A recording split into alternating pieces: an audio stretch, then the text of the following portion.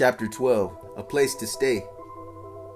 No Surrender Crew prospect Jamie Goldberg Flans fell onto the police radar a few days after a party at his townhouse on Hattie Court in Keswick on the night of December 6, 2005. The weather that Tuesday evening was cold enough, a brisk -6°C. Nobody particularly wanted to go outside, although there was only 1 centimeter of snow on the ground and no more of it falling from the sky.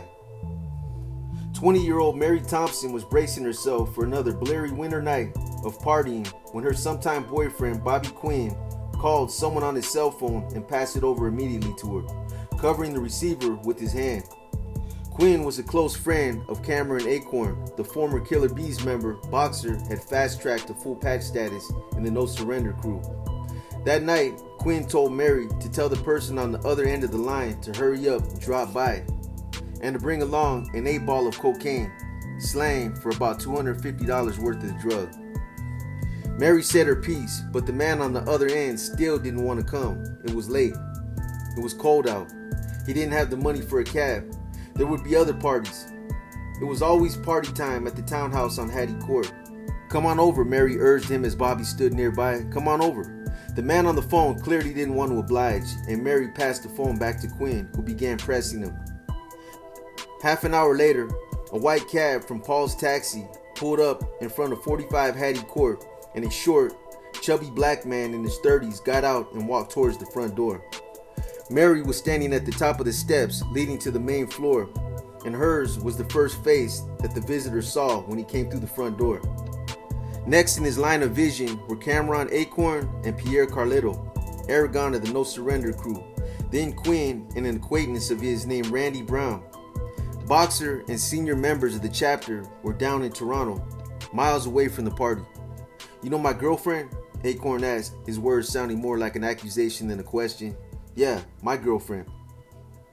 Surprise and fear flashed across the small visitor's face. For an instant, it looked to Mary as if the man's face physically popped with shock, like a character in a cartoon. It was then that she realized that the little man at the front door was the one the Keswick Bandidos had been talking about so angrily for the past few days. They believed he was supplying crack cocaine to a teenage relative of Acorn's girlfriend. There were rumors that he was sleeping with her as well. He was the man they wanted to hurt or even kill. He was Sean Dowse. No more words were spoken before Acorn threw a punch that caught Dowse flush on the face. Something snapped with that blow, and in a moment, they were all hitting him. "Tell her to go upstairs," Acorn ordered Big Paul Sinapoli.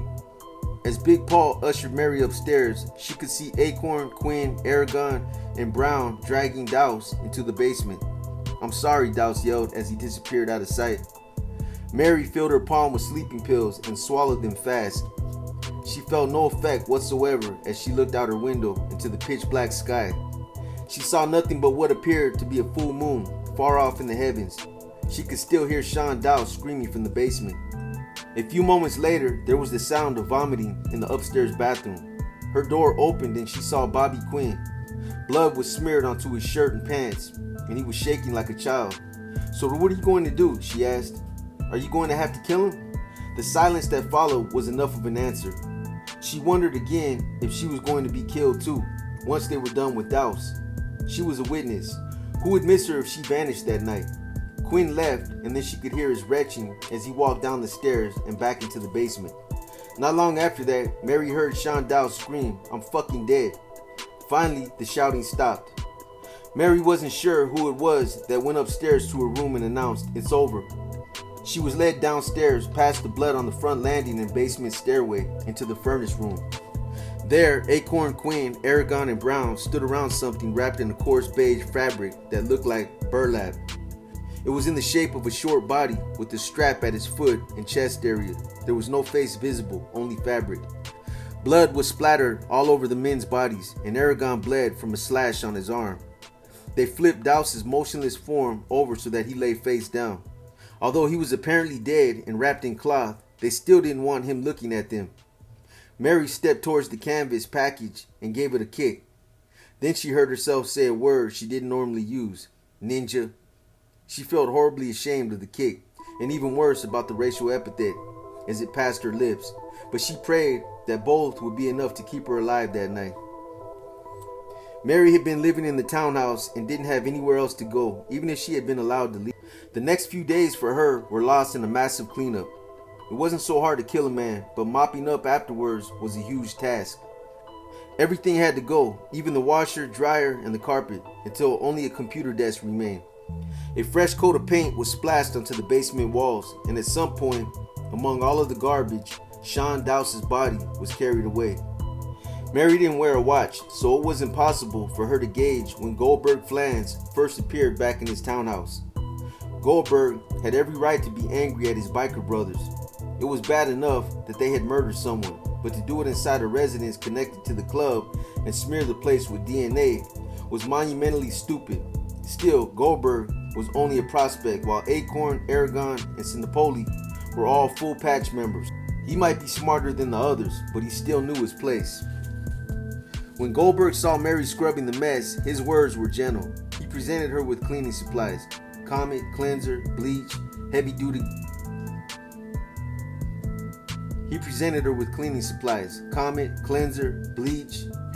garbage bags, and rubber gloves, and some money to pay for the cleanup, and some more cocaine. "Thank you," he said. The days after the murder ran together for Mary. They were awash of cocaine and cleaning and fear. Mary suspected the bikers were debating whether to kill her too. Acorn decided to move Mary to his mother Sharon's house in Jackson's Point, a 20-minute drive away. Carlito Aragon told Mary to relay a message to Sharon Acorn, who was known as the biker's Mama B. He wanted Mary to tell her the killing was somehow the fault of the dead man, Dowse, and that the violence had erupted after Dowse slashed his arm with a broken beer bottle. "Tell Mama that's why I had to do it," Aragon said. A few days before Christmas, Mary pleaded to be allowed to visit her stepfather and sister for the holidays. The bikers' initial panic had passed and they relented. There had been many sad Christmases in Mary's young life, but this was easily the worst. She didn't feel she could tell her family about the murder, while her stepfather felt free to take verbal jabs at her for what he considered her biker friends. Shortly after Boxing Day, Mary had had enough and the move was on again. The bikers dumped Sean Dowse's body in a field in the north end of Pickering, in neighboring Durham region, covered it with gasoline, and set it ablaze. When they returned the next day to turn it over and burn the remnants, they thought they saw a police car and sped away.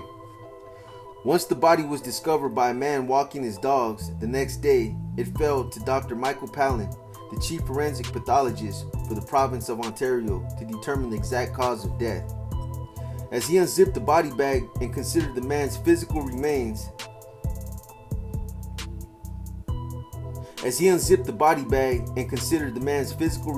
his first question was whether the young man was alive at the time he was set on fire. One couldn't help but hope that he was already dead, as the pain of being burned alive was unimaginable.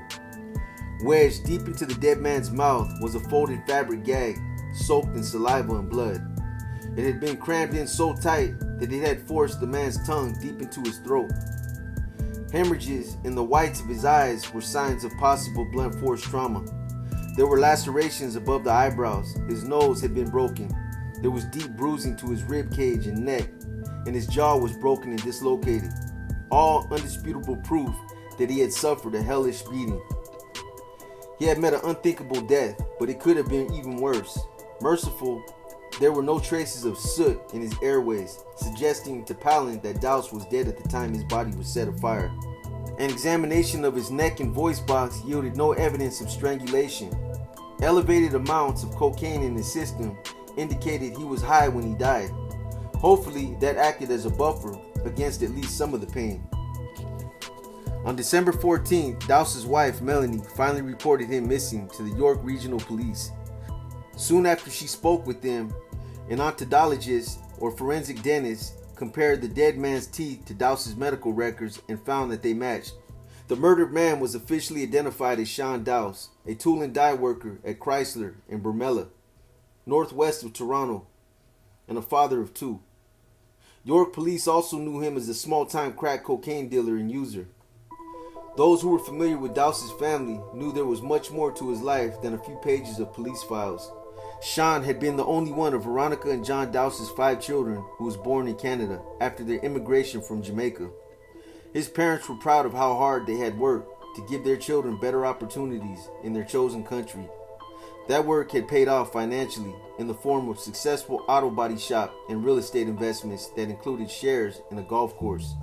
However, their love of God, hard-earned money, and physical fitness hadn't been enough to steer Sean off the easy and dangerous course that took him to meet the members of Boxer Musketeers Bandidos at Hattie Court on the night of his death.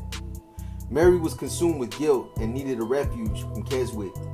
She wanted to talk to authorities about the murder, but also feared for her life. For his part, Goldberg Flans wondered if he would be interrogated by police about the murder. How tough would it be for police to obtain taxi records that showed Dowse had arrived at the townhouse he owned shortly before the murder? Flans wasn't a hardcore biker and hadn't even been home the night of the killing. Still, Boxer and the others would expect him to be quiet about it, or else. Boxer wasn't a racist and he wouldn't have approved of the murder, but he also wouldn't put up with anyone ratting on his biker brothers. Mary Thompson and Goldberg Flans each had good reasons to worry. It was easy to imagine that the killing had just begun.